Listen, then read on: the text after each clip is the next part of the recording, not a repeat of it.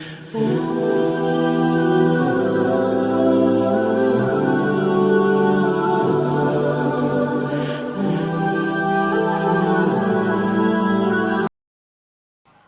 वालेकुम व्यूवर्स, कैसे हैं आप? उम्मीद करता हूं सब खैरियत से होंगे। व्यूवर्स, आज 25 अप्रैल है, मलेरिया डे है।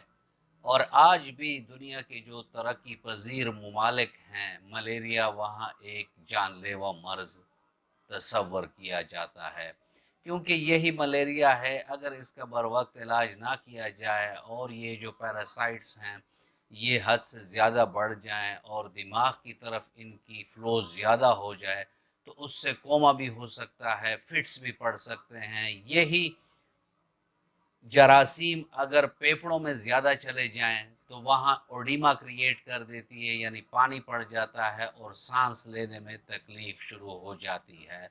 यही जरासीम अगर हमारे वाइटल ऑर्गन्स की तरफ इनकी फ़्लो ज़्यादा हो जाए तो उससे हमें स्प्लिन फेल्योर, किडनी फेल्योर और वाइटल ऑर्गन्स की फेल्योर का सामना करना पड़ सकता है। व्यूअर्स, आज हम मलेरिया पर बात करेंगे कि इससे हम किस तरह बच सकते हैं, और अगर हमें हो जाए तो हमारे पास वो कौन सी होम्योपैथिक की अद्वियात हैं जिससे हम इस मर्ज से बर वक्त बच सकते हैं। लेकिन अगर आप मेरे चैनल पर नए हैं और अभी तक आपने मेरे चैनल को सब्सक्राइब नहीं किया तो चैनल को सब्सक्राइब कर दें और बेल आइकन दबा दें, ताकि इस तरह की मुफीद वीडियोस आप लोगों को वक्तन फवक्तन मिलती रहें। व्यूअर्स, ये एक मादा मच्छर होती है जिसे एनाफिलिस कहते हैं, और इसके लुआब में जब ये हमें काटती है, हमारे जिस्म पर बैठती है और खून चूसती है, तो उसके मुंह में जो लुआब होता है उसमें प्लाज्मोडियम होता है, एक पैरासाइट होता है जो कि वो हमारे खून में दाखिल कर देता है।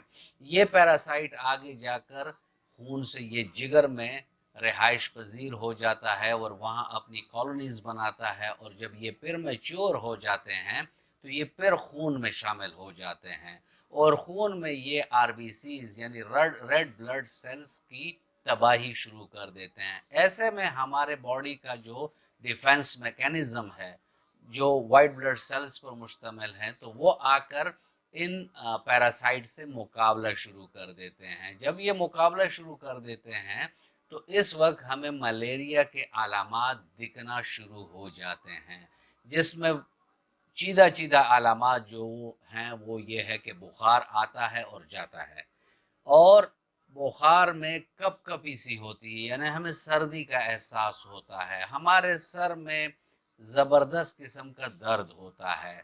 हमारे हड्डियों और पट्टों में ऐसा दर्द होता है कि मरीज़ ये कहता है कि जैसे मेरा जिस्म टूट रहा हो। साथ में मतली की कैफियत होती है, खांसी की कैफियत होती है, और मरीज में एक बेचैनी सी पाई जाती है। तो ये चीदा चीदा कुछ अलामात हैं कि जो अगर हमें मलेरिया हो जाए तो फिर इस टाइप के अलामात हमें देखने को मिलते हैं। इसके लेबॉर्ट्री टेस्ट हैं मलेरिया के मालूम करने के लिए कि इस पेशेंट को कौन सा मलेरिया है, वाइवैक्स है, फैल्सिपेरम है, डिफरेंट टाइप का टेस्ट हैं, तो उससे हमें मालूम हो जाता है कि इस बंदे में मलेरिया है कि नहीं है। अव्वल दोस्तों, हम चलते हैं और देखते हैं कि हम वो कौन सी एहतियाती तदाबीर कर सकते हैं जिससे हम मलेरिया से बच सकें।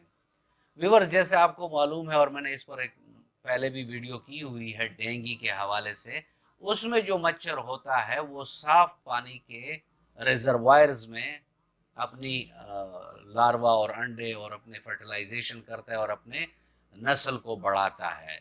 जबकि मलेरिया वाला जो मच्छर है, इसका जो रेजिडेंशियल एरिया है या जहाँ से ये फ्लेयर अप होता है और अपनी कॉलोनीज बनाता है और ये बढ़ता है और ज़्यादा होता है, तो वो ये गंदे जोहड़ों में, गंदी नालियों में ये अपनी कॉलोनीज को बनाता है और इसकी अफजाइश होती है। तो हमें चाहिए कि पानी रुकने ना दें, नालियों का पानी रवां रहे। साथ में हमें चाहिए कि घर में मच्छर मार स्प्रे वक्तन फवक्तन करते रहें, क्योंकि जो ये मौसम है इसमें काफ़ी ज़्यादा मच्छर आ जाते हैं। तो स्प्रे से ये होगा कि हमारा घर जो होगा वो पाक साफ रहेगा मच्छरों से। साथ में हमें जालियों का इस्तेमाल करना चाहिए कि अपनी खिड़कियों और बाहर से आने वाले रास्तों को हम बंद रखें ताकि मच्छर आ ना सके। हम खुद अगर बाहर निकलें तो मच्छर मार क्रीम अपने जिस्म पर लगाएं, जिसे रिपेलेंट्स कहते हैं।